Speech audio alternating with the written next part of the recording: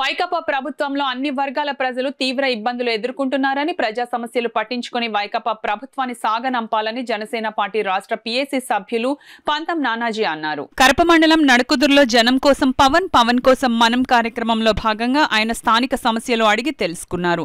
ఈ సందర్భంగా నానాజీ మాట్లాడుతూ రాష్ట్రాన్ని దోచేసి ప్రజలను అప్పుల పాలు చేసిన ఘనత సీఎం జగన్దేనని ఆరోపించారు. గ్రామంలో డ్రైనేజీలు సక్రమంగా లేక ప్రజలకు తాగునీరు సరిగా అందక ప్రజలు ఇక్కట్లు పడుతున్నారన్నారు.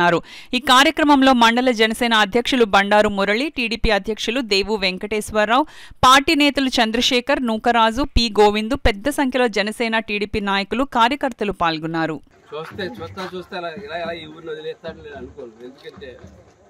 ఈ పల్లంపేటలో మొత్తం డ్రైనేజీ వ్యవస్థ ఎంత దారుణంగా ఉందంటే మనిషి అడుగు తీసి అడుగేలేనంత దారుణంగా ఉంది.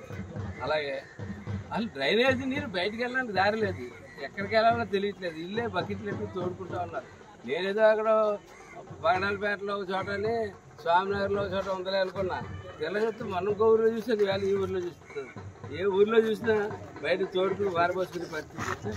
వీళ్ళు ఆఫీస్కి వెళ్ళి ముందు స్నానాలు చేసి బాత్రూమ్కి వెళ్ళి లెటర్కి వెళ్ళి అన్ని వెళ్ళి స్నానాలు చేసేసి మళ్ళీ ఆ నీళ్ళే అయ్యే నీళ్ళు మళ్ళీ తీసి తోడించుకుని అప్పుడు మళ్ళీ ఎక్కడో ఊరవతలు పోయి అక్కడ ఎక్కడో చేయగడుకుని ఆఫీస్కి వెళ్ళాలి. అది పరిస్థితి.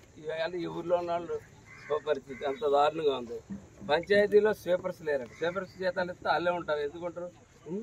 అలాగే కాకుండా మొత్తం సిబ్బంది ఎన్నిసార్లు చెప్పినా పంచాయతీ సిబ్బంది ఈ డ్రైనేజ్ గురించి కానీ రోడ్ల గురించి ఎక్కడ పట్టించుకునే పరిస్థితి లేదు. ఎందుకంటే వాళ్ళ మీద పెత్తనం సర్పంచ్కి కానీ ఈవోకి కానీ లేదు. ఎందుకంటే వాళ్ళకి సరైన సమయంలో వాళ్ళకి జీతాలు ఇవ్వకపోవడం, సరైన సమయంలో వాళ్ళకి ఇవ్వాల్సింది ఇవ్వకపోవడం వల్ల వాళ్ళ మీద పెత్తనం చేయలేని పరిస్థితి.